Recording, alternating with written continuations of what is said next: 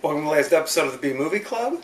I'm your host Kevin. This week we'll be discussing the 1989 comedy sports classic Major League, starring Tom Berenger, Charlie Sheen, Corbin Bernsen.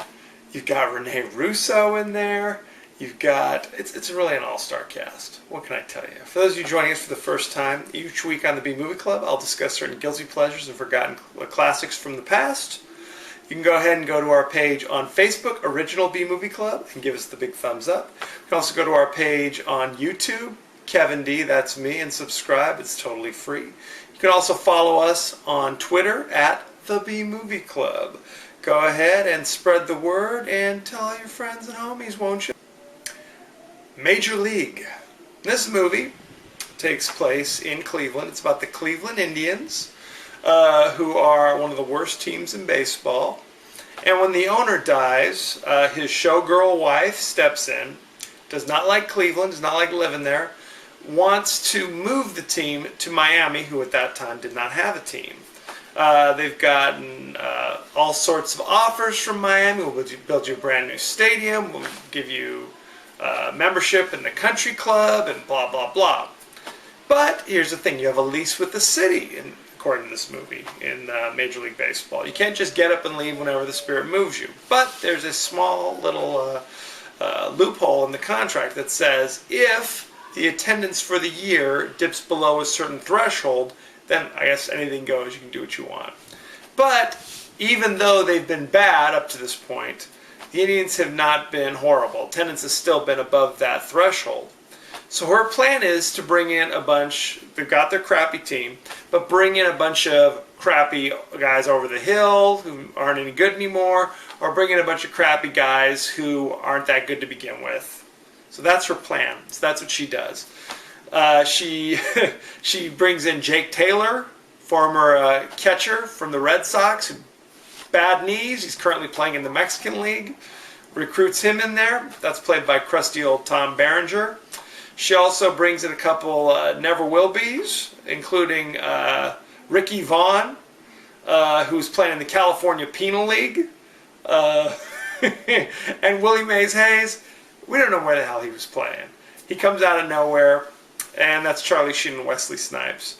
And they join this team with really old, horrible players, including Roger Dorn, who plays third base. That's Corbin Bernsen. And Eddie Harris, who's their pitcher, who I swear to God has got to be 50 years old if he's a day in this movie. What are you going to do?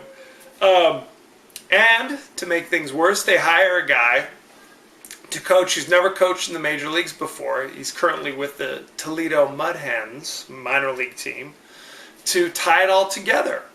They've also got Pedro Serrano, who is from Cuba. He practices voodoo, so there's a lot of references to voodoo in this. He's a big power hitter who sadly cannot hit a curveball. So, yeah, what are you going to do? I guess this stage of the game. So they're going through the season. It starts off in training camp. There's guys struggling to make this team, and there's kind of concern. Are Ricky and Willie Hayes, are they going to make the team? Are they going to get the red slip, which means hit the bricks, Rook, you're out of a job. They make it through that. I don't want to give anything away, but they make it through spring training, and the regular season's progressing now. They're not doing very well because their team kind of sucks. Now there's a subplot going on. Okay, you've got Jake is back in Cleveland. He played there for a couple years, and his ex-girlfriend, ex-fiance, lives in Cleveland now, Lynn. Okay. So he's trying to rekindle things with her. She's engaged to another man because Jake has been gone for all these years. And because when they were together, he was cheating on her all the time because he's a Major League Baseball player. What are you going to do? we discover Ricky, whose nickname is the Wild Thing, because even though he's got a great arm, throws wild pitches all the time, can't keep it in the strike zone, is hitting players, he needs glasses, and that's why he's so horrible in terms of his control. Gets glasses, hey, what do you know? Now he can throw strikes all day long. Hey, if only it was that simple. There's a lot of problems here because you've got Roger Dorn, who's the veteran player, who's like, this is a sinking ship. I'm just trying to tread water until next year I can hit free agency and do other things. So he's not giving his all, if you will. Jake Taylor talks to him, kind of lets him know, let's get it together. Little by little, they start winning games, starting getting on a roll on, and the season ends up with a one-game tiebreaker against their hated rival, the New York Yankees. So I'm not going to give it all away. I'm not going to spoil it for you. But they need to win this game in order to go to the playoffs, and I guess in order to not have to move, because that's also going on. They've won enough games, I guess, that her plans are thwarted. Because early on they discover the truth, that she assembled this team to be horrible so that they could move it. But the players are like, you know what? She's going to fire us anyway because we're horrible. So let's just win the whole thing, shall we? So again, I don't want to spoil everything. But this movie is excellent. It is one of the greatest comedies of that time, in my humble opinion. It is hilarious. One of the best things in this movie, in my opinion, is Bob Uecker. He has been the play-by-play announcer for the Milwaukee Brewers for like 40 years or some ridiculous number. But when they were casting this movie, the producers and the writer of this movie, they only knew Bob Uecker from that hit 80s sitcom, Mr. Belvedere, about the family who they bring in a British butler to come live with them and serve them, even though they're clearly just a middle-class family, you know, and hilarity ensues. So they knew him from that, but he was also at the same time doing a lot of Miller Lite commercials where he was just kind of wacky and funny, because he was a ball player back in the 60s for a very short period of time because he wasn't that good. So that kind of became his kind of shtick, like, I'm Mr. Baseball, who was so horrible at baseball, that sort of thing. But he is hilarious in this movie.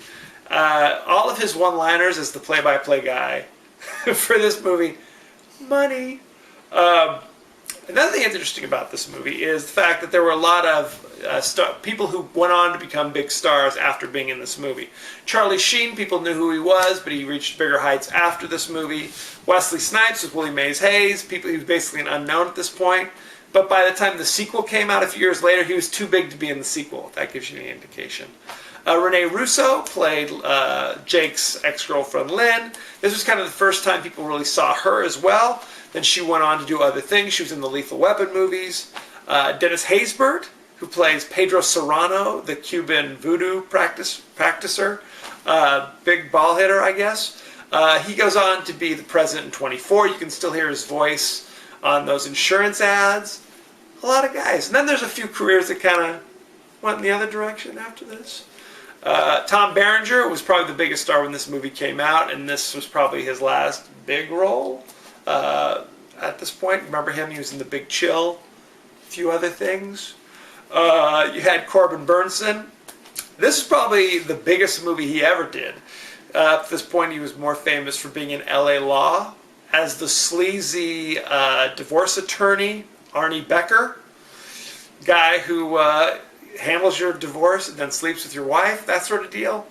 So, yeah, he was trying to make that kind of cut into movies, and he was in all the Major League movies. So there you have that. I was laughing because a lot of these actors just looked far, far too old to be playing baseball. Even though, theoretically, if you're a pitcher or something, you could play into your 40s. I mean, Corbin Burnson looked a little too old. I think technically he was still within the range, as was Tom Berenger, but they both looked a little long in the tooth. Talked about the pitcher, Eddie Harris, played by Chelsea Ross. I swear to God, that guy was 60 years old if he was a day. He was their starting pitcher. What are you going to do? Originally, The villainous owner of the team, played by Margaret Whitten, who you might remember, she was in this, and she was also in The Secret of My Success with Michael J. Fox. Originally, it was supposed to be revealed at the end of the movie that it was all a trick, that she was actually kind of broke and didn't have enough money to get good players. So this was all, but secretly she was pulling for them to be successful and blah, blah, blah. Audiences didn't appreciate that kind of twist at the end. They'd rather have her just be the straight-up villain, so they cut all that stuff out. Initially, there was supposed to be a scene after, spoiler, they win the big game, where Lynn and Jake run off and get married. People are like, who cares? Frankly, that is the weakest part of the show, if you ask me. But there's a lot to appreciate in this movie. It's got kind of a Bad News Bearish quality. Because there have been a million movies where it's like, let's get this ragtag group of rejects together and who knows what can happen. But it's kind of done in kind of a fresh, different way, in my opinion. I don't know. They did make 2 sequels, like we said. The second one had most of the original cast, and this takes place a few years later. They weren't able to get Wesley Snipes. As I said, he'd gone on to become bigger and better star, evidently. So they replaced him with Omar Epps, who at the time was doing very well for himself. Then they had a third one, which was very loosely based on anything. It was called Major League Back to the Minors, starring Scott Bakula. Sadly, Corbin Burnson is in this one as well. I don't know. What are you going to do? This movie, while it takes place in Cleveland, was actually filmed mostly in Milwaukee. So they had to change a lot of signs, they had to replace certain things, but yeah, it's a Milwaukee thing. And the original writer of this movie wrote it, was a big Cleveland fan. It was just kind of like, hey, I thought, I've been watching Cleveland for so long, this is the only way I'll get to actually see them win something. So there you have it. Other things about this movie, there's a scene towards the end of the movie where Serrano hits a home run, and the actor Dennis Haysbert was so freaked out because he actually hit one that he starts running around the bases with the baseball bat. Now in a real game, that's automatic ejection. I guess they feel if you're running the base with a bat, people aren't going to want to get in your way, kind of thing. But they left it in there. He was so shocked he hit the home run that he just forgot to throw the bat, and the crowd's reaction was so ridiculous that it kind of made him like, whoa, he was overwhelmed by it.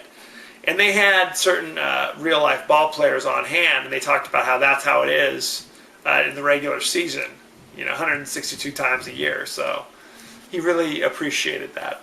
Another thing that was funny is they brought in a lot of, like I said, a lot of former ball players, especially on the Yankees. And they had the guy who plays Clu Haywood, who's supposed to be the big Indian hitter. First baseman, is actually a pitcher and never hit any home runs in his life. What are you going to do? Willing suspension of disbelief. They had a catcher, Steve Yeager. He was actually Jake Taylor's stand-in because, and I was thinking about this, I'm a little bit older myself. I'm not as old as some of these guys. But they showed Tom Berenger in his catching crouch, when they're all down. And I'm like, how is he able to do that? He's not really a catcher. But they had a stand-in that would come in who would actually do the fielding and when he had to throw to second base, those sorts of things, he'd step in. Charlie Sheen, however, actually played high school baseball and was recruited in college to play at the collegiate level. So whereas Ricky Vaughn was throwing 101 miles per hour, Charlie Sheen could actually throw it 85 miles an hour. Now, he later admitted he took steroids to help with his throw, I guess. I don't know. I mean, it's just a movie. But the fact that he was able to throw so well helped them when they were trying to make it look like these were real ball players. They used tricks to make Wesley Snipes appear faster than he was. There are a lot of scenes where he's running, and it was done in slow motion to make it look how fast he is. It's amazing. So that's how it is. This movie currently has an 85% fresh on Rotten Tomatoes. It is good if you haven't seen it lately. I highly recommend you checking it out. When it came out, it was actually #1 at the box office in 1989. So there you have it. It is still streaming instantly on Netflix, so rush out and see it if you have not done so already. There's some bad language. There's a few sexual situations. Not a whole, maybe a little bit of nudity, a little bit. So maybe you don't want to watch it with your family, but you know, it's good adult entertainment. Nothing too ridiculous. So check that out. Go ahead and send me any favorite scenes, favorite quotes, questions, or comments. I would love to hear what you have to say about it. This movie or any other movie, frankly. Next movie, I'm moving away from the comedy to the 1984 action martial arts classic, American Ninja, starring Michael Dudikoff and Steve James. You know him, don't you? It is currently streaming on Netflix, so rush out, watch it. Let me know what you think. Again, you can reach me on Facebook, Original B Movie Club. Give us the thumbs up. You can subscribe on our page on YouTube. And don't forget to follow me on Twitter at the B Movie Club. Send me any favorite scenes, favorite quotes, comments, questions, or movie suggestions, and I might just talk about it on the show. As you know, I end every episode with a totally out of context quote, and here it is. The post-game show is brought to you by... Christ, I can't find it. To hell with it. So there you have it. Bob, I can go on and on with this. Bob Uecker was great. Just a bit outside. Is he a convicted felon? Well, he ought to be. He used to throw at his kids at a father-son game. Anyway, the list goes on and on.